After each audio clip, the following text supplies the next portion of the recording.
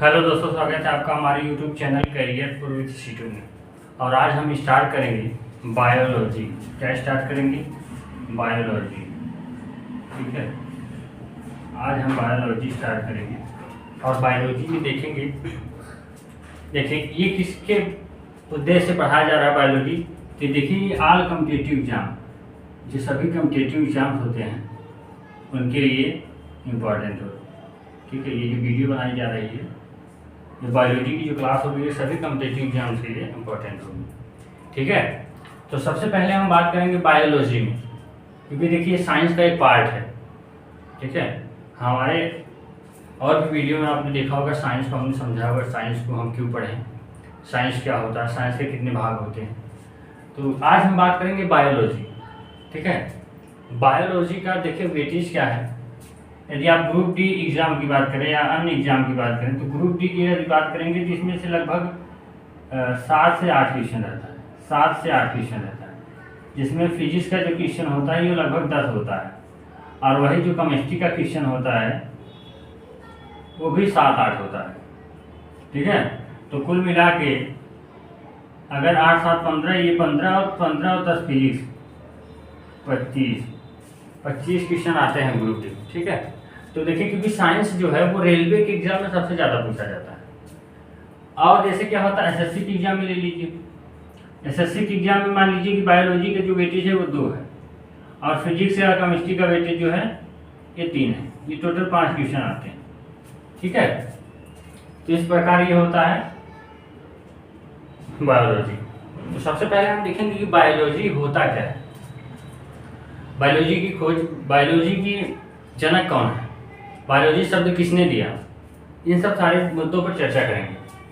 तो देखिए, सबसे पहले हम यहाँ से देखेंगे बायोलॉजी को हम 2 भागों में बांटेंगे। इसमें बायोस प्लस लोगोस। इसका अर्थ होता है, बायोस का अर्थ होता है लिविंग। ठीक है, बायोस का अर्थ होता है लिविंग, और लोगोस का अर्थ होता है स्टडी ऑफ। ठीक है, इसका होता है मतलब का अध्ययन। ठीक है, और लिविंग मतलब सजीवों का।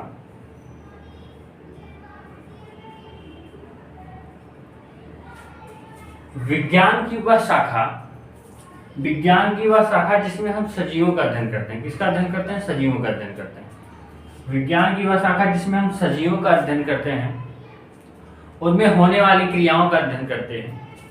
ठीक है, तो इन सब का जब हम अध्ययन करते हैं तो होता है बायोलॉजी। ठीक है, बायोलॉजी शब्द सबसे पहले किसने दिया? बायोलॉजी शब्द सबसे पहले लैमार्क ने। किसने? लैमार्क ने। लैमार्क ने 1801 ईस्वी में बायोलॉजी शब्द दिया, तथा ट्रेवेरेंस ने, लैमार्क तथा ट्रेवेरेंस ने बायोलॉजी शब्द दिया था। इस चीज को याद रखिएगा, ये आपको पूछा जाता है। लैमार्क तथा ट्रेवेरेंस ने बायोलॉजी शब्द दिया था। कब दिया था? सन 1801 ईस्वी में। अब यहाँ पे देखिए सजीवों का। अब आपके माइंड में आना चाहिए कि सजीवों का अध्ययन मतलब सजीव हम किसे कहेंगे।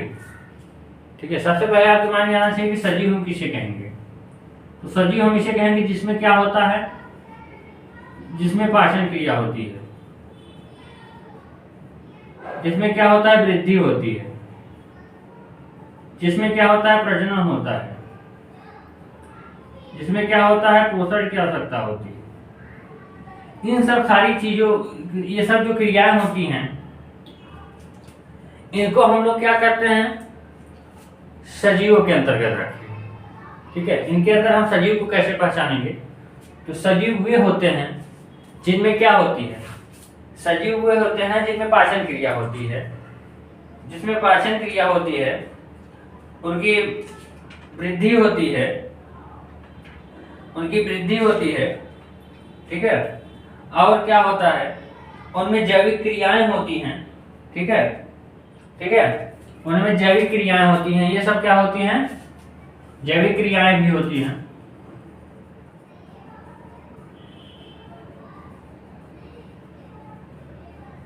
ये सब क्या है? सजीवों का अध्ययन। ठीक है, ये क्या है? सजीव है। ये सब सजीव के अंतर्गत, इनके ये जो क्रिया जिसके अंतर्गत होती हैं वो सब सजीव होते हैं। अब देखिए सजीव को क्या हुआ, सजीव को दो भागों में बांटा गया, एक एनिमल्स में और दूसरा प्लांट्स। एनिमल्स मतलब क्या होते हैं, जंतु, और प्लांट्स का मतलब होता है पौधे। सजीवों को क्या हुआ, दो भागों में बांटा गया, प्लांट्स और एनिमल्स। अभी बांटा गया तो उसको किसने बांटा था, ठीक है, सजीवों को एनिमल्स और प्लांट्स में किसने बांटा था। तो यहां पर याद रखिएगा कैरोलस लीनियस, कैरोलस लीनियस ने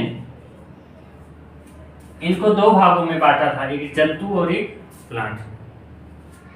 अब ये कब बांटा था, 1735 ईस्वी में, ठीक है, 1765 ईस्वी। इन्होंने क्या किया कि एनिमल्स और प्लांट्स में दो वर्गीकरण कर दिया, या दो भागों में बांट दिया कैरोलस लीनियस ने। तो इससे क्या पता चला कि प्लांट्स और एनिमल्स को दो भागों में क्या कर दिया, अलग कर दिया, ठीक है। अब इसी वजह से इन्हें क्या कहा जाता है, टेक्सोनॉमी, मतलब वर्गीकी का पिता कहा जाता है। आपसे पूछा जाता है father of taxonomy, father of taxonomy कौन है, तो आप क्या कहेंगे, कैरोलस लीनियस।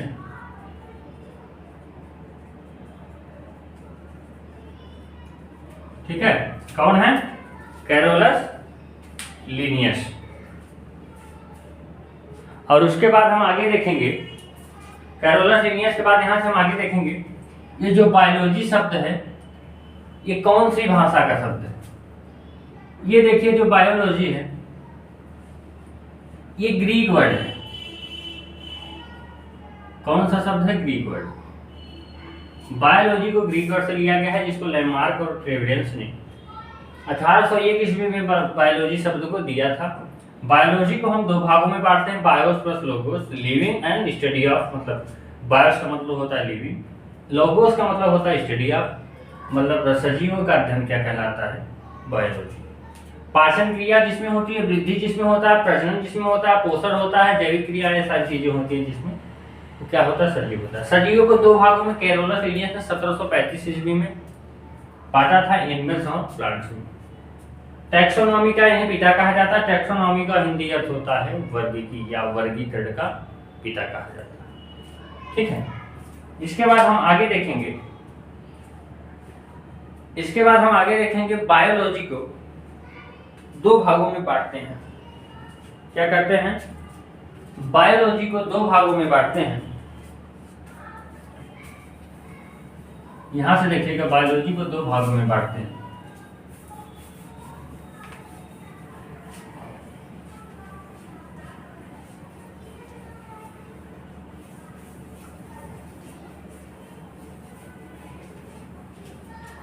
यहां से देखिए, हम बायोलॉजी को दो भागों में बांटते हैं।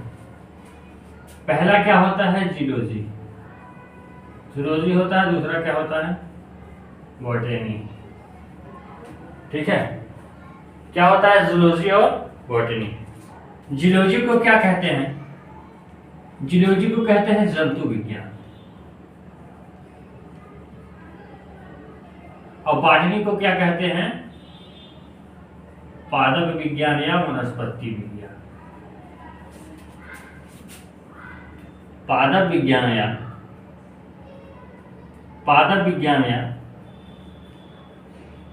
वनस्पति विज्ञान, ठीक है। बायोलॉजी को दो भागों में बांटते हैं, जूलॉजी और बॉटनी। जूलॉजी का मतलब होता है जंतु विज्ञान और बॉटनी का अर्थ होता है वनस्पति। जंतु विज्ञान के जनक कौन है, पहली बात यहां पे याद रखिए, बायोलॉजी के जनक कौन है। बायोलॉजी के जनक हैं अरस्तु, ठीक है। बायोलॉजी के जनक कौन है, अरस्तु। और जंतु विज्ञान के जनक कौन है? जंतु विज्ञान के भी जनक अरस्तु। बायोलॉजी और जियोलॉजी दोनों के जनक कौन है? अरस्तु। अब आ गई बात बॉटनी की, तो बॉटनी के जनक कौन है? बॉटनी के जनक हैं थियोफ्रेस्टस। कौन है? थियोफ्रेस्टस। ये सारी चीजें पूछी जाती हैं कि जूलॉजी के जनक कौन है और बॉटनी के जनक कौन है, तो इसको आप आसानी से बता पाएंगे। ठीक है, अब यहां से हम आगे देखेंगे। अरस्तु की एक पुस्तक है हिस्टोरिया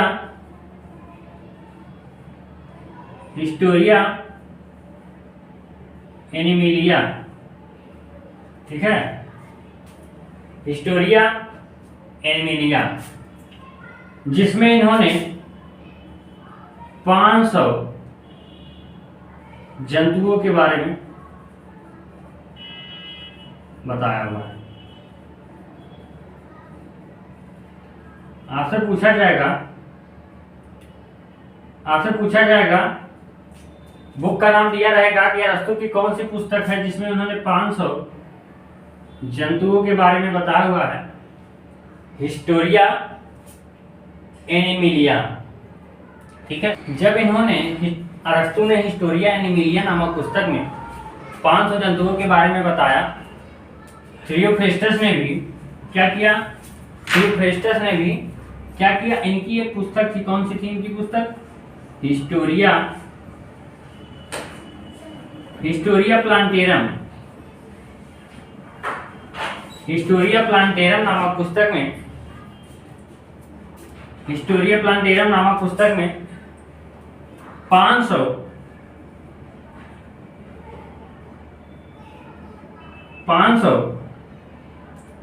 पौधों के बारे में बताया।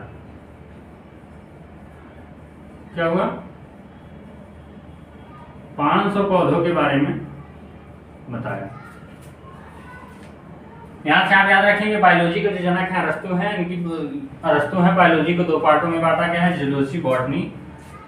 और जंतु विज्ञान अरस्तु है इसके जनक, और पादप विज्ञान के जनक कौन है? थियोफ्रेस्टस। इनकी जो पुस्तक है अरस्तु की हिस्टोरिया एनिमिलिया, इन्होंने 500 जंतुओं के बारे में बताया इसमें, और हिस्टोरिया प्लांटेरम इन्होंने 500 पौधों के बारे में बताया हुआ। तो ये था कि कुछ हम बेसिक चीजें जो हमारे एग्जाम के लिए रिलेटेड इंपॉर्टेंट होती हैं, इसको हमने बताया हुआ है। तो आज मेरा पहला जो चैप्टर होगा हम उसको स्टार्ट करेंगे। ठीक है, उससे पहले हम बता दें कि देखिए इस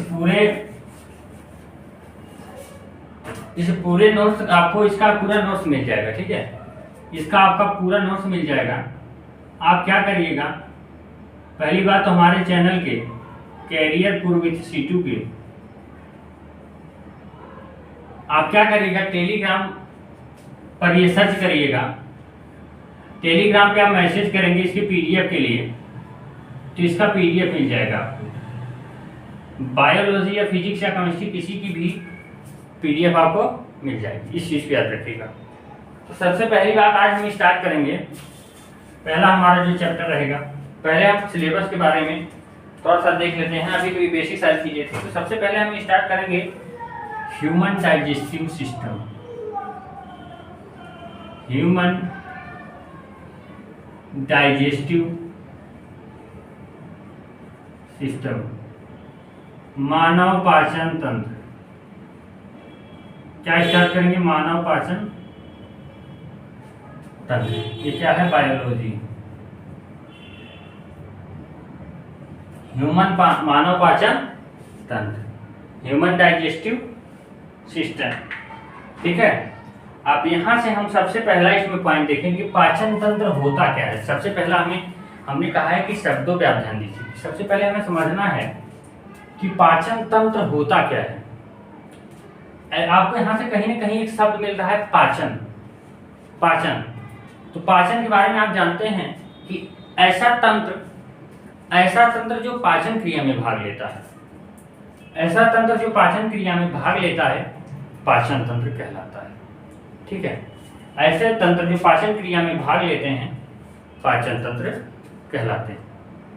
ठीक है, इसके बाद यहाँ से हम देखेंगे सबसे पहला पॉइंट, आप एक चीज याद रखिएगा, हमेशा याद रखिएगा कि मानव का जो शरीर होता है, मानव के शरीर में जो विभिन्न विभिन्न प्रकार के अंग पाए जाते हैं वो एक दूसरे के ऊपर निर्भर नहीं करते। जैसे हमारा ये हाथ है, ये हाथ हमारे मुख पे निर्भर नहीं करता, या जो हमारा मुख है हमारे सर पे निर्भर नहीं करता। तो हमारा जो लीवर है वो हमारे मुंह पर निर्भर नहीं करता। तो याद रखिएगा, मनुष्य के जो शारीरिक अंग होते हैं ये एक दूसरे पर निर्भर नहीं करते हैं। तो इस पॉइंट को आप लिख लीजिए। आपसे पूछा जाता है मानव शरीर के अंदर पाए जाने वाले तंत्र क्या एक दूसरे के ऊपर निर्भर करते हैं? तो आप याद रखेंगे नहीं। मानव शरीर में पाए जाने वाले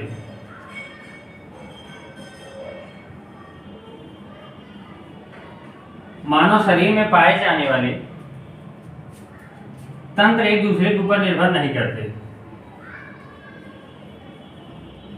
मानव शरीर के अंदर पाए जाने वाले तंत्र एक दूसरे के ऊपर क्या होता है? निर्भर नहीं रहते या निर्भर नहीं करते। इस चीज को आप याद रखिएगा। ठीक है, मानव शरीर में पाए जाने वाले तंत्र एक दूसरे के ऊपर निर्भर नहीं करते हैं। अब इसके बाद आगे याद रखिएगा, अब यहां से याद रखिएगा, जब पाचन तंत्र की बात होगी तो हम क्या करते हैं, क्या होता है कि देखिए पाचन का मतलब क्या होता है? पाचन का मतलब जैसे क्या होता है, जैसे क्या हो गया कि बाइक हो गई या किसी भी प्रकार की जो गाड़ी होती है, गाड़ी में ईंधन की आवश्यकता होती है। जिस प्रकार गाड़ी में ईंधन की आवश्यकता होती है उसको चलने के लिए या चलाने के लिए, उसी प्रकार हमारे शरीर में भोजन की आवश्यकता होती है। तो भोजन हमारा क्या है? ईंधन है। यदि हम मशीन है तो भोजन हमारा ईंधन है। ठीक है, तो इसी चीज को याद रखिएगा। भोजन जो होता है, भोजन क्या होता है? हमारे शरीर में पहुंचता है और शरीर में पहुंचने के बाद जीव द्रव्य का निर्माण करता है। और जो जीव द्रव्य होते हैं क्या करते हैं? ये जीव द्रव्य का निर्माण करता है भोजन, और उसके बाद ऑक्सीकृत हो जाता है। ये भोजन जो होता है वो ऑक्सीकृत होकर ऊर्जा का उत्पादन करता है। भोजन क्या होता है? हमारे जीव द्रव्य के निर्माण में काम करता है। जीव द्रव्य, ठीक है, जीव द्रव्य के निर्माण में भाग लेता है। ठीक है, और उसके बाद क्या होता है? ये ऑक्सीकृत होकर ऊर्जा का उत्पादन करता है। इस चीज के बारे में याद रखिएगा, भोजन के बारे में। भोजन क्या होता है? भोजन हमारे शरीर में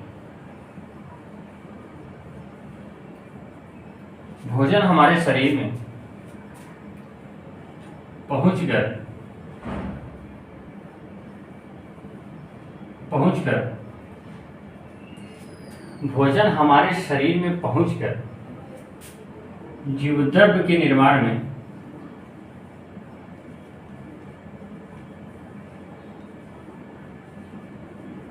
जीवद्रव्य के निर्माण में भाग लेता है। भोजन हमारे शरीर में पहुंचकर जीव द्रव्य के निर्माण में भाग लेता है तथा ऑक्सीकृत होकर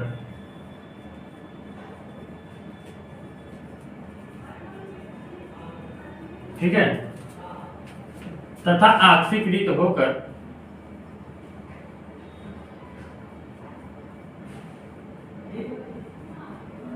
ऊर्जा का उत्पादन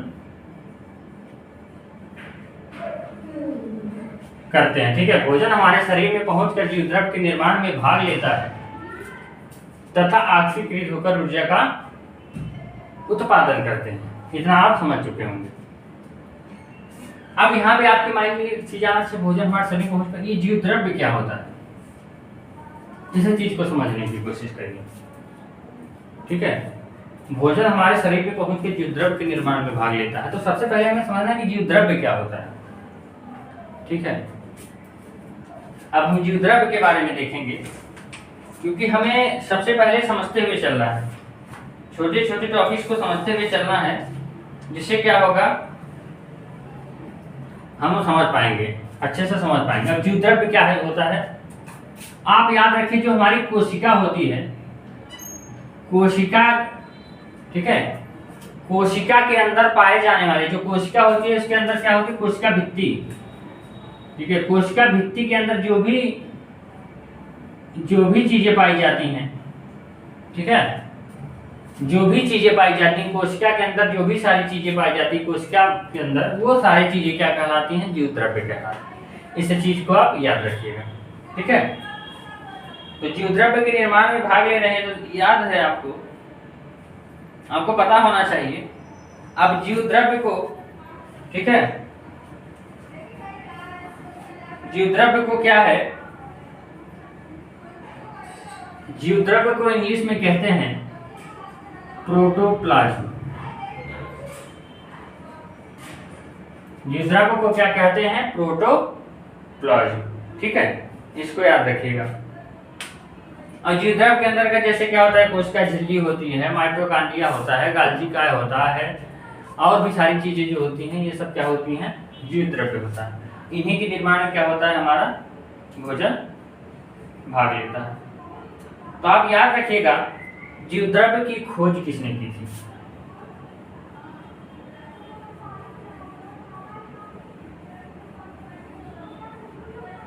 यहां से फिर याद रखिएगा जीव द्रव्य की खोज किसने की थी। तो जीव द्रव्य की जो खोज की थी वो डुजार्डिन ने की थी। डुजार्डिन, ठीक है, डुजार्डिन ने की थी। जीव द्रव्य की खोज किसने की थी, डुजार्डिन ने की थी। और ये कब की थी, जीव द्रव्य की खोज डुजार्डिन ने सन 1835 ईस्वी में की थी। कब की थी, 1835 ईस्वी में। अब आगे हम याद रखेंगे जीव द्रव्य के बारे में। परंतु देखिए जीव द्रव्य के लिए पहले उसने एक शब्द का प्रयोग किया था, सारकोड।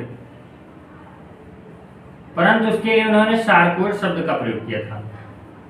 सबसे पहले इन्होंने इसको सारकोड कहा था, परंतु इन्होंने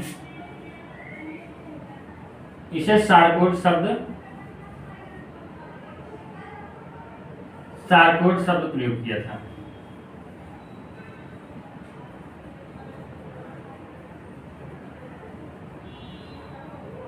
ठीक है। मानव शरीर में पाए जाने वाले तंत्र एक दूसरे के ऊपर निर्भर नहीं करते हैं, ये भी मैंने बता दिया। भोजन हमारे शरीर में पहुंचकर जीव द्रव्य के निर्माण में भाग लेते हैं तथा ऑक्सीकृत होकर ऊर्जा का उत्पादन करते हैं। ये क्या होगा, प्रोटोप्लाज्म हो गया।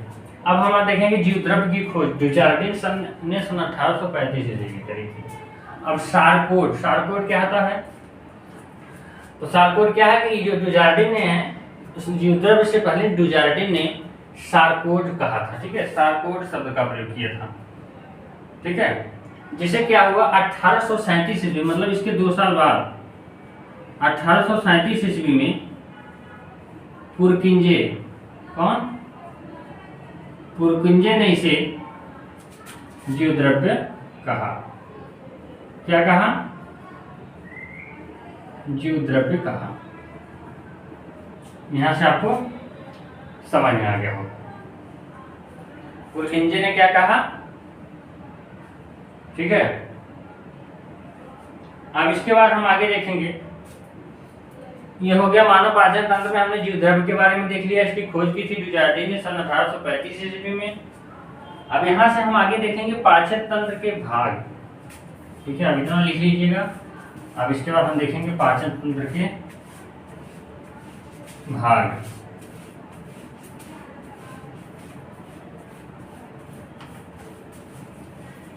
अब यहां से हम देखेंगे पाचन तंत्र, इसको हम 2 भागों में बांटते हैं। पाचन तंत्र को हम 2 भागों में बांटते हैं। पहला आहार नाल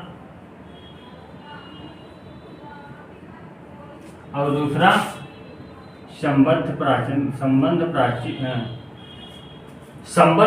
ग्रंथियां।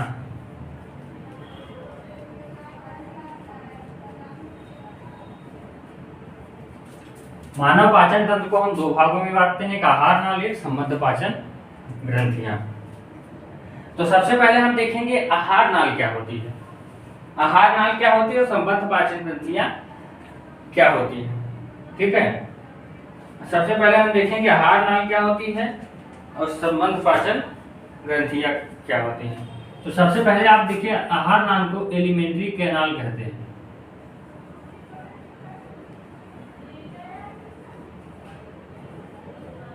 ठीक है, इसको क्या करते हैं,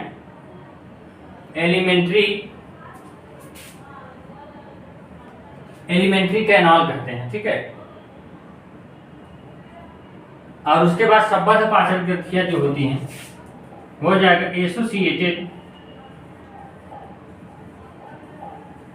डाइजेस्टिव सिस्टम।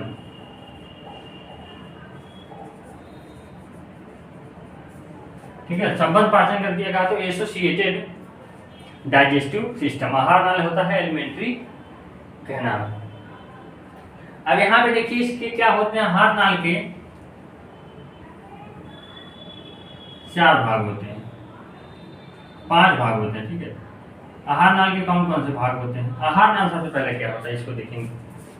ऐसी नाल, आहार का मतलब होता है भोजन, ऐसा नाल जिससे हमारा भोजन होकर गुजरता है वो होता है आहार नाल।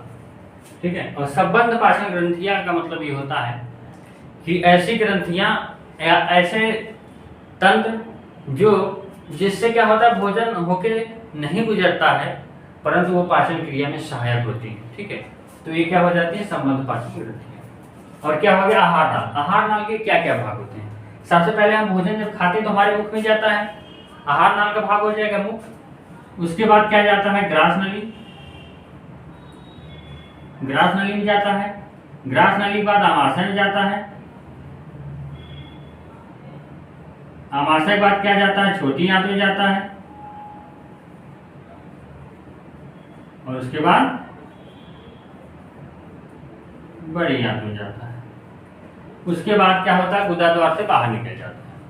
हमारा जो मानव पाचन तंत्र है उसमें आहार नाल का क्या क्या भाग होता है, संबद्ध पाचन ग्रंथियां क्या क्या होती हैं, लीवर, पहला क्या होता है लीवर, और दूसरा क्या होता है अग्नाशय। आमाशय और अग्नाशय में कंफ्यूज मत होइएगा।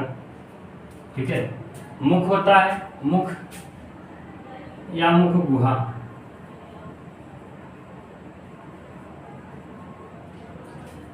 मुख या मुख गुहा होता है, और यहाँ पे लीवर या अग्नाशय होता है। ग्रास नली, आमाशय, छोटी या बड़ी आंत। और कोई दिक्कत नहीं होगी। अब इसके बाद हम आगे देखते हैं। सबसे पहले हम मुख गुहा कहाँ तक होता है तो हम यहाँ से चित्र बनाएंगे। जब हम चित्र बनाएंगे, ये मान लीजिए हमारा क्या होगा, ये मुख गुहा होता है, ये मुख गुहा होता है, ये मुख गुहा होता है। और यहाँ से इसके बाद जब यहाँ तक आएंगे, ठीक है, तो ये क्या होता है हमारा, ये होता है हमारा, ये होता है आमाशय। आमाशय के बाद क्या होता है, छोटी आंत जुड़ी होती है। छोटी आंत के बाद क्या होता है, ठीक है, छोटी आंत के बाद यहां से क्या होता है, बड़ी आंत हो जाती है। ठीक है, और यहाँ पे क्या होता है, यहाँ पे क्या होता है हमारा लीवर होता है। यहाँ पे क्या होता है हमारा लीवर होता है। तो यहाँ से देखिए, यहाँ से लेके यहाँ तक ये क्या होता है हमारा मुख गुहा। क्या होता है, मुख गुहा। और यहाँ से लेके यहाँ तक ये क्या होता है, ग्रास नली। और यहाँ से लेके यहाँ तक क्या होता है, आमाशय। ठीक है, अब यहाँ के बाद यहाँ से लेके यहाँ तक क्या होता है, छोटी आंत। और उसके बाद यहाँ के बाद यहाँ तक क्या होता है, बड़ी आंत। अब यहाँ देखिए भोजन हमारा जो जाता है सबसे पहले मुख गुहा में जाता है। मुख गुहा के बाद यहाँ ग्रास नली से होते हुए आमाशय में जाता है। आमाशय में जाने के बाद ये छोटी आंत से होता हुआ बड़ी आंत में, बड़ी आंत से होते हुए एनस मतलब गुदा द्वार से बाहर निकल जाता है। ठीक है, इस प्रकार आपको समझ में आ गया होगा कि पाचन तंत्र के 2 भाग होते हैं, आहार नाल और संबद्ध पाचन ग्रंथियां। आहार नाल में क्या होते हैं, मुख या मुख गुहा, पहली बार जहां से भोजन होकर गुजरता है। उसके बाद ग्रास नली में जाता है। उसके बाद आमाशय में जाता है, फिर छोटी आंत, फिर बड़ी आंत। ये क्या होते हैं, ये आहार नाल के भाग होते हैं। और संबद्ध पाचन ग्रंथियां क्या होती हैं, लीवर और अग्नाशय। अब इसके बाद हम आगे देखेंगे। लीवर और अग्नाशय के बारे में देखने से पहले हम सबसे पहले हम देख लेते हैं अब यहाँ से हम देखें सबसे पहले आहार नाल। आहार नाल के बारे में हम कुछ चीजें लिख देते हैं। यहाँ से हम आहार नाल के बारे में कुछ चीजें लिख लेते हैं। आहार नाल क्या होता है? अब यहां से आप लिख लीजिए कि मुख से लेकर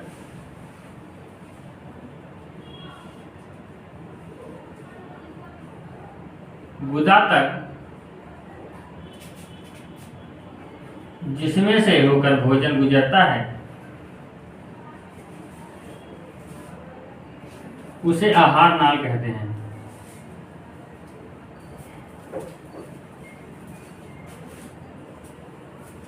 उसे आहार नाल कहते हैं।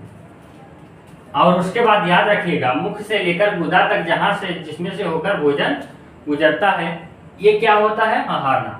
अब संबद्ध पाचन ग्रंथि आप मिटा देंगे, हम पहले आहार नाल के बारे में देख लेंगे। ठीक है, इसकी जो लंबाई होती है यह 8 से 10 मीटर लंबी होती है। ये क्या होती है? 8 से 10 मीटर लंबी होती है। ठीक है, यह 8 से 10 मीटर लंबी होती है। और उसके बाद यहां से हम देखेंगे आहार नाल की हमने बात बता दी। ठीक है, आहार नाल के क्या क्या भाग होते हैं। और एक चीज और यहाँ पर नोट में लिख लीजिए कि पाचन एक रासायनिक क्रिया होती है। पाचन एक रासायनिक क्रिया होती है।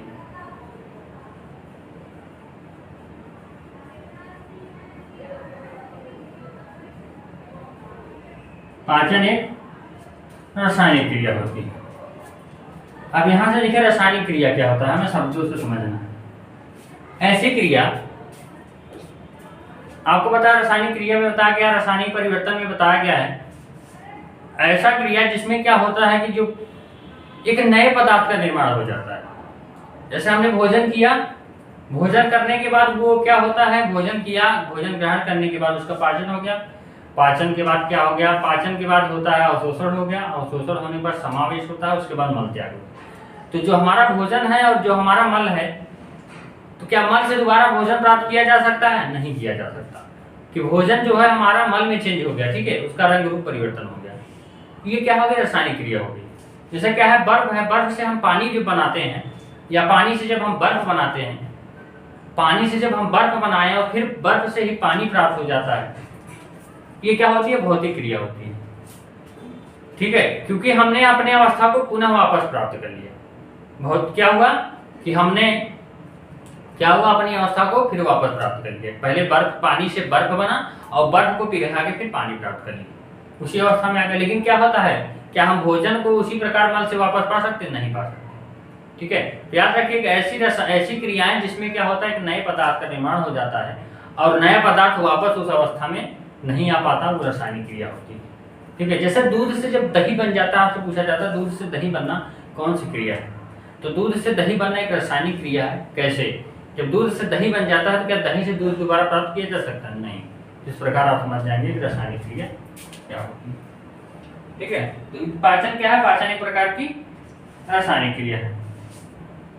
ठीक है, तो अब इसके बाद हम यहाँ से आहार नाल के हमने भाग में बताया था मुख गुहा। ठीक है, अब यहाँ से हम आहार नाल की सबसे शब्द में देख लेंगे। ठीक है, अब मुख गुहा और इन सब के बारे में हम कल बात करेंगे। इससे पहले हम आपको बता दें, यदि आप इस चैनल पर नए हैं तो चैनल को सब्सक्राइब कर लें। सब्सक्राइब करने के बाद बेल आइकन को भी दबा लें, जिससे कोई नई वीडियो अपलोड हो तो उसकी सूचना तुरंत आपको मिले। ठीक है, और ये जो वीडियो है ये सभी कॉम्पिटिटिव एग्जाम के लिए हैं। ये सारी चीज़ें क्रमशः ऐसे चलती रहेंगी। वीडियो को देखिए, अपने दोस्तों के साथ शेयर करिए और ज़्यादा से ज़्यादा लोगों तक पहुँचाइए और चैनल को सब्सक्राइब करिए। तो वीडियो को एंड करते हैं, मिलते हैं अगले वीडियो में। तब तक के लिए जय हिंद, जय भारत।